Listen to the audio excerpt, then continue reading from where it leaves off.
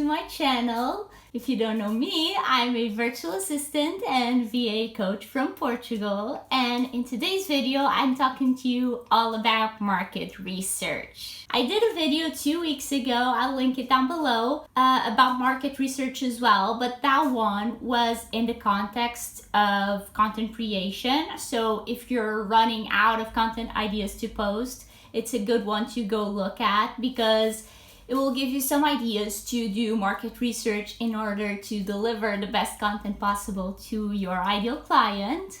But market research comes in a variety of ways. You can do market research, like I said, for content creation. You can do it when you're launching a new offer or a new product or service. Or you can even do market research to just start your business out. So if you're just now starting your business or if you're making changes in your business, definitely stick on watching. Step 0 when you're doing market research would be to define your ideal client. Now, this is not necessarily a part of market research, but you definitely need to know who your ideal client is before you get started on the market research process. That is because you need to know what questions you want to ask them, and you need to know who to send those questions to. So definitely let me know if you want me to do a video just on defining your ideal client, and I definitely can do that. But that's the first step before the first step. If you already know who your ideal client is, then the first step would be to define which questions you want to ask them. These will of course vary depending on your business and who your ideal client is, but some of the questions that you should always ask would be to ask them to describe their business. So this will help you determine the keywords to use in your marketing. So if your client describes their business as something fun and something like bright and bold that helps others, you want to take those keywords that they use to describe their own business and use them later on your marketing. Second question that you should also ask would be their business goals. And again, these would be helpful for those keywords in your marketing because if they say their business goal is to hit 5K months or to hit 100 sales a month or something like that, you definitely want to use that in your marketing so your ideal client feels heard and they feel like you understand them and will help them get to those results. You should also be asking them what are their struggles, because in achieving those goals or in trying to achieve those goals, what are they struggling with? Are they lacking time?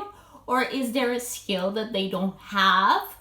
Or whatever they're struggling with, this will help you, not necessarily in your marketing, but also in your marketing. But this will help you craft your services. So if your ideal client talks a lot about not having time specifically for social media or for email marketing or for managing their emails back and forth with their clients, you definitely want to consider those when you're crafting your services. Now, the fourth thing you could ask would be their income. Now, I know not everyone would be comfortable asking this or responding to this, but you can ask just for a ballpark so they can give you like a window of their income. So let's say 1,000 to 3,000 or 5,000 to 10,000, like something more broad that they would be comfortable answering, because this part will help you with your pricing. So when it comes to pricing your services, you want to know that your ideal client can afford you basically. So step 2, once you have all those questions lined up, you want to create a form so they have a way to answer those questions for you.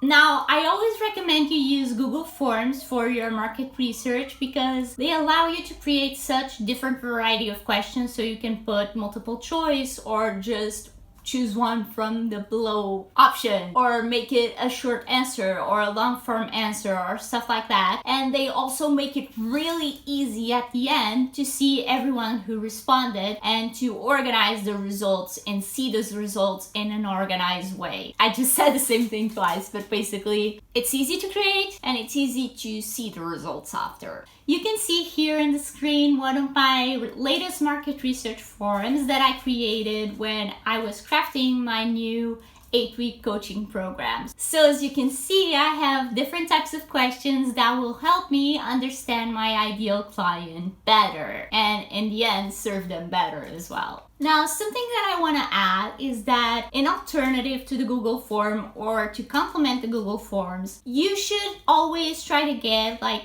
at least 2 to 3 people on a phone call or on a Zoom call, so you can ask those questions to them in a more direct way and kind of have a conversation with your ideal client. Now, I know not everyone feels comfortable doing this right off the bat, so it's okay if you want to just start with a Google form, but try to always aim for 2 or 3 minimum calls when you're doing market research, because trust me, those give you so much more information from your ideal client than just a form. And step 3, once you have your form created, it's time to send it to your ideal client. Now, if you already have some clients that you're working for, you can definitely send this form to them. Or if you already have some prospects lined up that you know are your ideal clients, don't be afraid to send them a DM or send them an email and let them know, hey, I'm creating a new service or a new business or a new offer, and I really like your input because I want to help people just like you.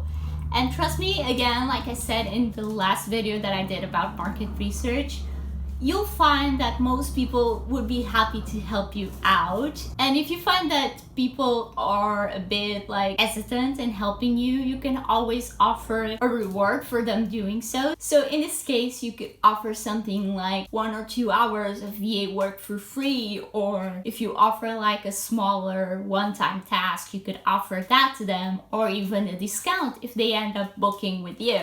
And if you don't have ideal clients that you can just DM or email, definitely look in Facebook groups. Search for Facebook groups where your ideal client would be hanging out on. So if you're looking for B2B entrepreneurs, look in a B2B group, or if you're looking for Etsy sellers, look in an Etsy seller group and post your market research form there. Definitely check the rules to see if that's allowed, but if it is allowed, post your market research there. Post a short message saying what you need their help on, what's the goal with this market research. It's always really helpful to let them know what you want to get out of this market research.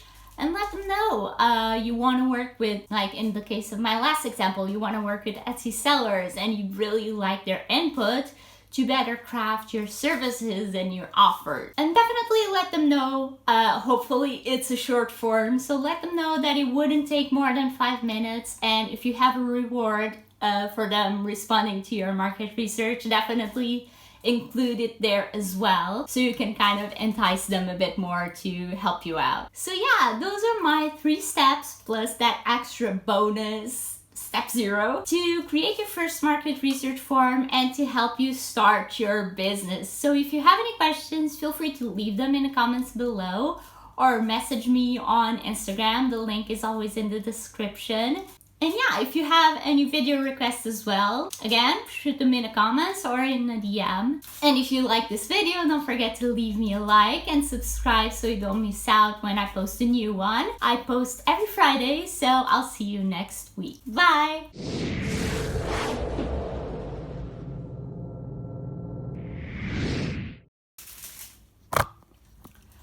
Alright, let's talk about market research. I need to put these here so I can see them a bit better. You can put this in the bloopers. I have my notes here and I'm ready to record.